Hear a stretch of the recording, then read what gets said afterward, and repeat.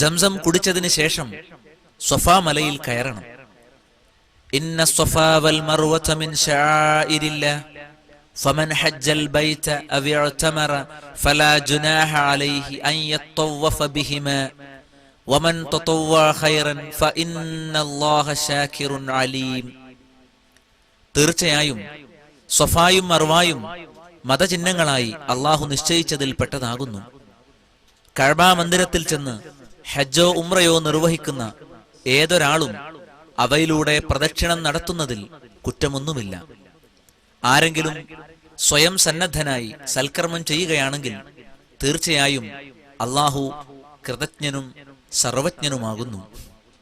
സ്വഫയിലെത്തിയാൽ ഈ ആയത്ത് ഓതുക. ശേഷം അബ്ദഉ ബിമാ ബദഅ അല്ലാഹ്, അള്ളാഹു തുടങ്ങിയതുകൊണ്ട് ഞാനും തുടങ്ങുന്നു എന്ന് പറയുക. തുടർന്ന് പ്രാർത്ഥിക്കുക.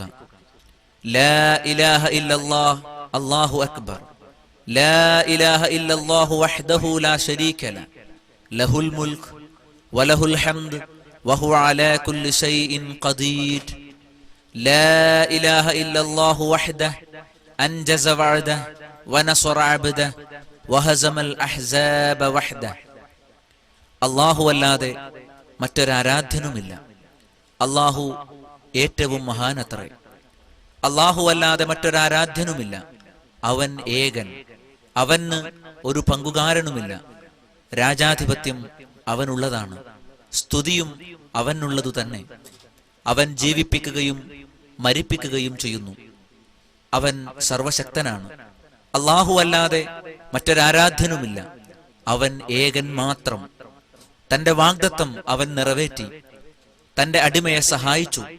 ശത്രുസേനകളെ അവൻ തനിച്ച് പരാജയപ്പെടുത്തി. ഈ സമയത്ത് കഅബയ്ക്ക് നേരെ തിരിഞ്ഞു നിൽക്കൽ സുന്നത്താണ്. 3 തവണ ഈ പ്രാർത്ഥന ആവർത്തിക്കണം. സഅയിനിടയിലും ഇഷ്ടമുള്ള ദിക്റുകളും പ്രാർത്ഥനകളുമെല്ലാം ചൊല്ലാം. എതിർവശത്തുള്ള മർവയുടെ നേരെയാണ് സഅയ് നടത്തേണ്ടത്.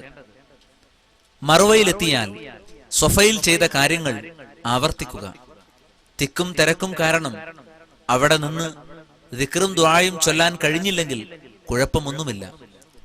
സ്വഫ മുതൽ മർവ വരെ ഒരു സഅയായി കണക്കാക്കുക. പിന്നീട് സ്വഫയിലേക്ക് രണ്ടാമത്തെ സഅയ്. ഇങ്ങനെ 7 എണ്ണം പൂർത്തിയാക്കണം. സഅയ് സ്വഫയിൽ തുടങ്ങി മർവയിലാണ് അവസാനിക്കേണ്ടത്. സ്വഫ മർവക്കിടയിലെ പച്ച നിറത്തിൽ അടയാളപ്പെടുത്തിയ സ്ഥലങ്ങൾക്കിടയിൽ പുരുഷന്മാർ റംല് നടത്തം നടക്കണം. സ്ത്രീകൾക്ക് റംല് പാടില്ല. സ്വഫയിലെത്തിയാൽ കൈ ഉയർത്തി കഅബാലയത്തെ അഭിവാദ്യം ചെയ്യുന്നത് നബിചര്യയിൽ പെടാത്തതാണ്. അതുകൊണ്ട് നാം അതുപേക്ഷിക്കണം.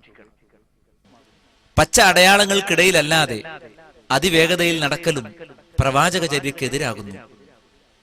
സഅയിന് ശേഷം തലമുടി കളയുകയോ വെട്ടുകയോ വേണം.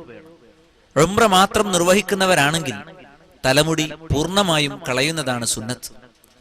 ഹജ്ജിനു വേണ്ടി ഒരുങ്ങിയവരാണെങ്കിൽ ഹജ്ജിനുള്ള ഇഹ്റാമിൽ നിന്ന് തഹല്ലുലാവുമ്പോഴാണ് തലമുടി കളയേണ്ടത്.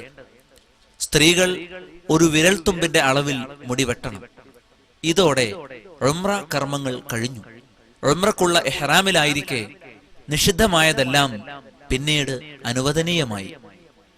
ഇങ്ങനെ ഹജ്ജിന് മുമ്പ് ഉംറ നിർവഹിച്ചവർ ഹജ്ജിന് ശേഷം തൻഈമിലോ ജഅറാനയിലോ മറ്റോ പോയി വീണ്ടും ഇഹ്റാം കെട്ടി ധാരാളമായി ഉംറ ചെയ്തുകൊണ്ടിരിക്കുന്നത് ചിലർ പതിവാക്കിയിരിക്കുന്നു.